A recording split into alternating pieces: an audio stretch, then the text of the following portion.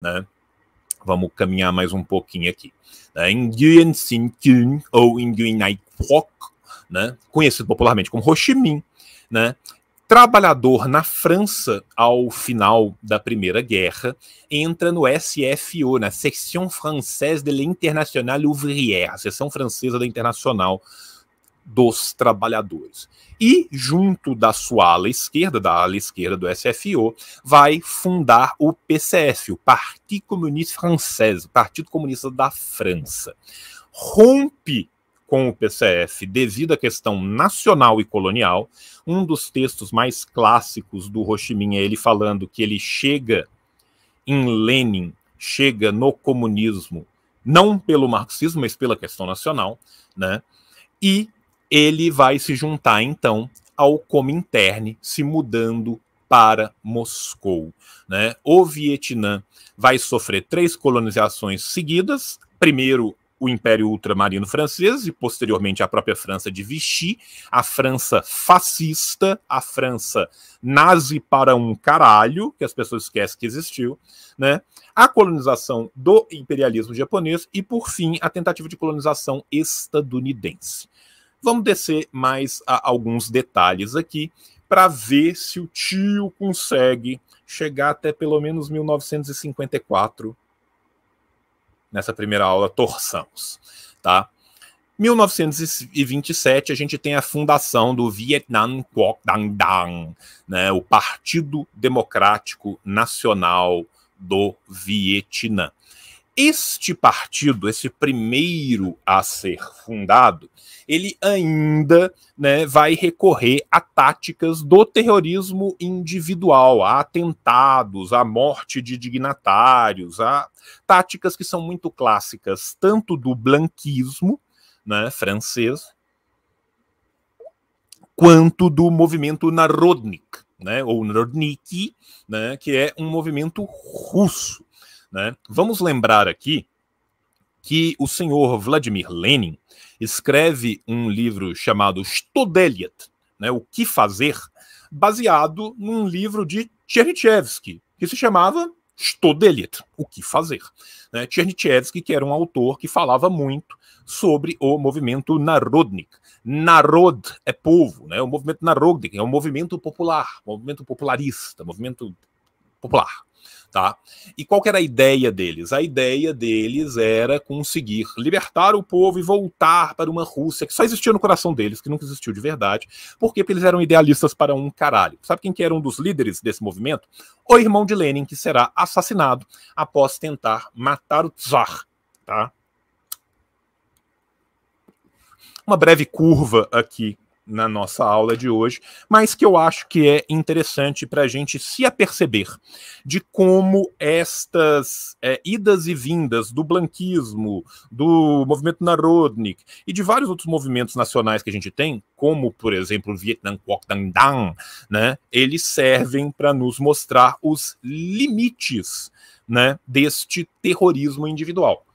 Muito ironicamente, quem tem um baita texto sobre isso é Leon Trotsky, tá?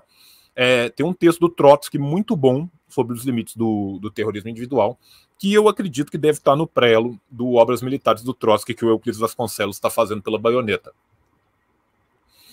E se não está, deveria, mas eu sei que o Euclides não vai comer uma bola dessa. Mas continuemos. 1930, nós temos a rebelião das tropas vietnamitas do exército francês em Tonkin, né, no Bac Bo. Lembra lá no começo, quando eu falei desses nomes? Né? Essa rebelião é debelada e as tropas se exilam no sul da China. Por que que isso aqui é tão importante? Porque essas tropas, quando vão se exilar no sul da China, elas vão entrar em contato tanto com o Kuomintang, como com um pequeno partido chamado Partido Comunista da China. Tá? E isso vai ser uma escola formativa extremamente importante para a Revolução Chinesa. Gente, Vietnã e China têm milhares de quilômetros de fronteira partilhado, tá? A fronteira é grande. Não é à toa que a gente tem tanto trânsito de ideias e tal, e lembrando, né, que a colonização não originária, mas a colonização que vai levar ao surgimento das modernas nações naquilo que hoje a gente chama de Vietnã, Camboja e Laos, e que eles chamavam de Indochina, também é uma migração de origem chinesa. Bem, né, Nguyen Ai Quoc, Nguyen, o nacionalista, Nguyen, né, meu vietnamita é péssimo, minha pronúncia das línguas Thai é péssima, você que está me ouvindo e que pronuncia o Thai melhor do que eu, meu perdão, Thai como grupo linguístico, tá, gente? A língua do Vietnã não é a língua Thai. Ele vai fundar em Gwangju, na China, o PCI, o Partido Comunista da Indochina. A partir do quê? A partir de milhões de pequenos grupelhos, grupos pequenos, que eu acho que eu não vou nem entrar muito em detalhe aqui, para a gente ter mais tempo de ir mais longe. Tá? Então, assim, tem ali um intelectualato de origem pequena burguesa, tem camponeses, tem operários, e o campesinato é a sua principal base de apoio. Muitas pontes podem ser colocadas aqui entre o menino Ho, tá, e o menino Mao.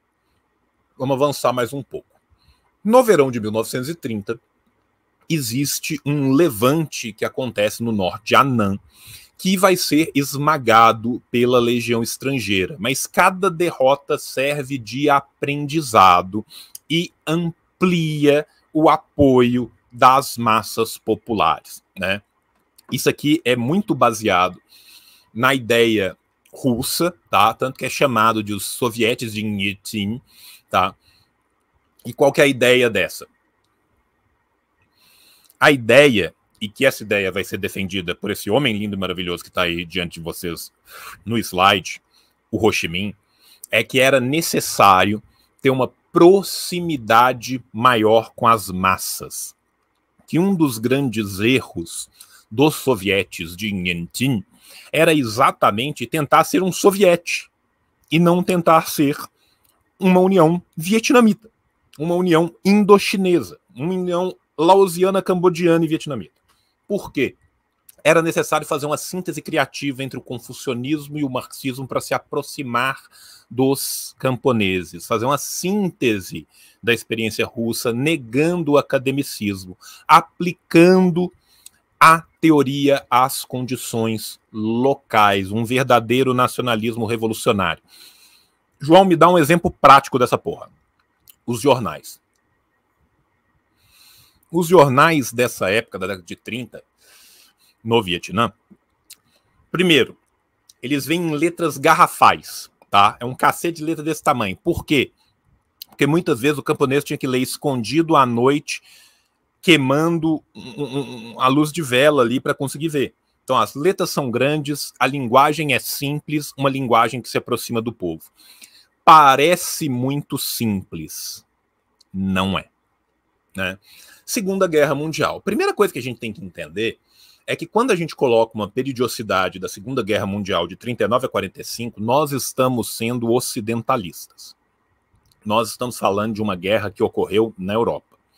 O teatro de guerra asiático já está pegando fogo desde a primeira metade da década de 30. E aqui nós vamos ter fatores importantes. Fatores internos, alguns deles. A presença japonesa, uma perseguição sistemática dos grupos revolucionários pelo fascismo de Vichy, as próprias contradições internas do colonialismo francês, a Ásia como uma praça de guerra muito anterior à praça de guerra europeia e a fluidez das fronteiras, né?